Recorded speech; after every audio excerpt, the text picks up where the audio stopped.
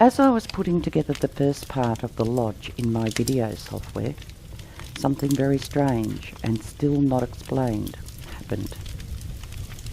When I do the voice recordings for my stories, I number each one so I know where I'm up to. Then I save them to a file on my computer, and I have to add them manually into my video software. Voice recording part 4 in our first story on the lodge was where I was telling of the strange occurrence that happened to my daughter and myself while staying in the cottage. I had already added parts 1, 2, 3 and 4. Then as I added part 5, I replayed it to check that it was okay. But when I listened to part 5, it was actually playing part 4. I checked that it was part 5. Yes, it was. I reinserted part 5, and once again, part 4 played. I was scratching my head at this stage because this had never happened with my software before. So I took the software where my files of my voice recordings were kept, and I played it on that. And part 5 played perfectly. Not a problem. So I knew there was not a problem with part 5. I hadn't actually done 2 part 4s and named one of them part 5. So there was no problem there. So once again I reinserted part 5 into my video software, and once again part 4 played. So, not knowing what to do,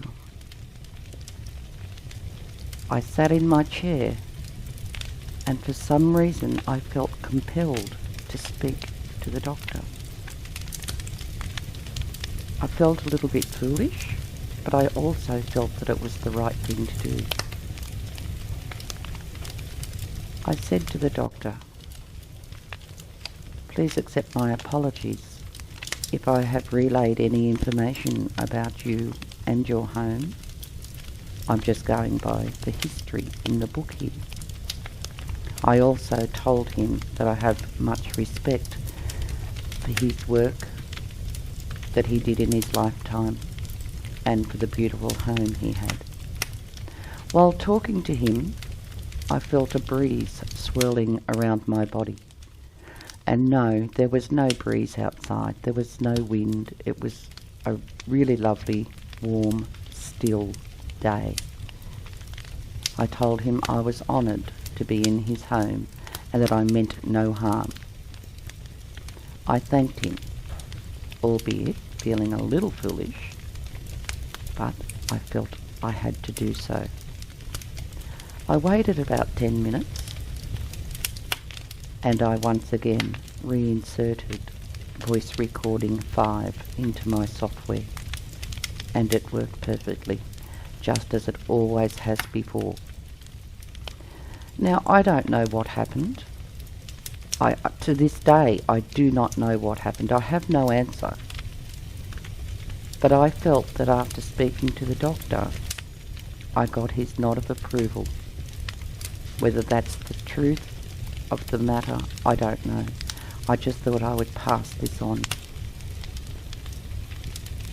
On another occasion, I was watching a TV show, but also in between watching that, I was reading up on some more of the history of the lodge. I'm a creature of habit, and I always know where everything is in my home. A place for everything and everything in its place. Now, I always put my TV remote in a certain place, which is to the left of me, right within reaching distance. This day, I got up to go and get a drink, but when I reached for the TV remote to pause the program I was watching, my remote was not in its usual place. I thought maybe I've dropped it on the floor, but I hadn't. Something caught me out of the corner of my eye, and I looked over, and right on the other side of the room, well away from where I normally place the remote, there it was, on the dressing table, which is a place I never have my remote control. I was stunned. I just didn't understand what had happened or how it got there. I live alone, so there was nobody in the house who could have moved it.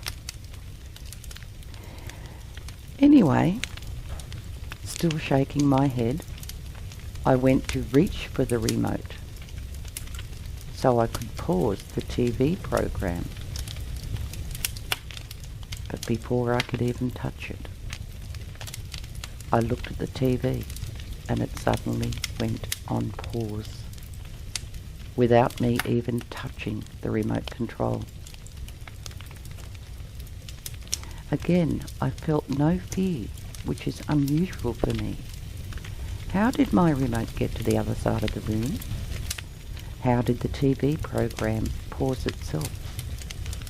Was the good doctor helping me? It seems that whenever I am talking or even just thinking about the lodge and the cottage, something happens. My daughter hears a male voice talking, but she can't make out the words. She hears a piano playing. There is no piano. And there was no TV or radio on, nor was there anything coming from the neighbours. She was talking to her daughter on the phone the other night, and her daughter kept asking who was the man talking in the background. Jody replied that there was no one, no man, no one at all at the house, just her. Her daughter kept saying, "But Mum, I can hear him. I can hear him clearly in the background on the phone." Well, Jody ended the call, and she did admit to me that particular night she did sleep with a couple of lights on in the house. There is so much more, but those stories will be in future episodes of The Lodge, as there is a lot happening there, but none of it, for now at least, which is making anyone afraid.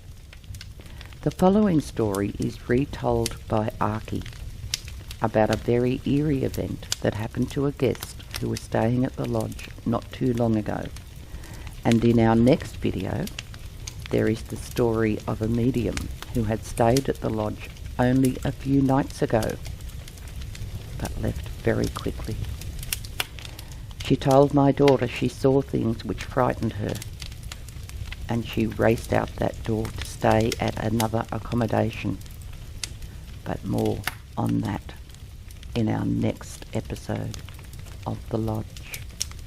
I was on a business trip out back, and I had heard of the lodge and what a great old building it was, so I booked in for 3 nights. I wasn't disappointed in the grand old home. It was majestic, and you could feel the history as you walked inside. Now, I've never been one for ghostly goings-on, but I know for certain that there was an extra unseen visitor when I stayed there. I had unpacked and was about to head out to do a little sightseeing, but I could not find my car keys anywhere. Thinking I had left them in my car, I went out to check, but they weren't there or on the ground. I checked at reception, but they hadn't been handed in either. The staff did a search with me, but those keys were nowhere to be found. I'd only just arrived, so I couldn't think what could have happened to them in that short time. I decided to lay down for a bit and try to clear my head, puzzled at what I had done with my keys. I didn't mean to sleep, but I must have, as I was awakened by a soft woman's voice saying, "The keys are on the hook in the office." The lady kept repeating this, and at first I thought it was the manager who had come in to tell me this, but At the same time, I thought, my office? What office? I sat up with a joke, not sure if I was hallucinating, dreaming, or what. There was no lady there, but I could smell a woman's perfume. I felt pretty foolish, but I went to the reception office and asked the manager if she had just been in my room telling me where my keys were. I could tell she was confused, and when she said no, that she hadn't left her office, I didn't know what to say, so I just blurted it out. Do you know of a room in this building that was once an office and has a hook on either the door or wall? I explained why I was asking her this, while at the same time feeling completely foolish, but I needed to know.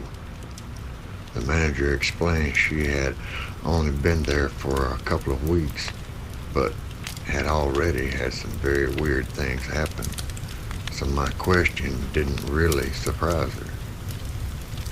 She reached for a folder, and in it was the history of the house as well as an old drawing of the original layout of the property.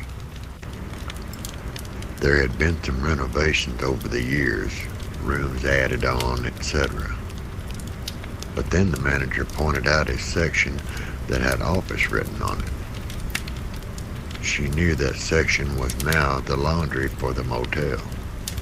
Guests are not permitted in that part of the building, and staff need a passcode to enter it. She looked at me and said, "Let's go check it out." With mixed feelings, I followed her down the long hallway and into the laundry. We both looked around but couldn't see a hook of any type.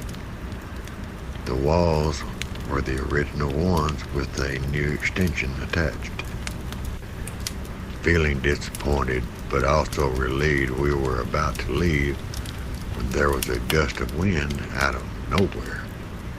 Books and papers flew off a tall shelving unit against one of the walls. Nothing else in the room was moving, only this bookcase. Without even asking, I walked over, and with some effort, I used my shoulder to move the unit. We both looked at each other in disbelief. There, behind the shelving unit, was an old-fashioned hook on the wall, and on that hook were several sets of keys, some very old, some not so old. And then I saw them, my car keys. Both the manager and I were stunned, and without saying much at all, we headed back up towards my room. I was going to put this down to one of those mysteries and just try to forget about it and continue with my stay at the lodge. That is, until I got back to my room.